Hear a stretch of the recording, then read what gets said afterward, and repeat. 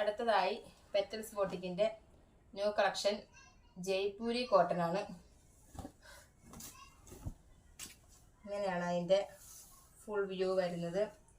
ഇവിടെ ഒരു ചെറിയ ലൈസ് പോലെ വെച്ചിട്ടുണ്ട്.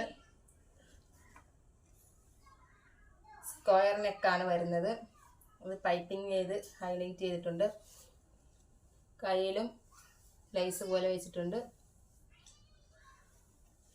അതിൻ്റെ ബോട്ടം വരുന്നത് ഇങ്ങനെയാണ്.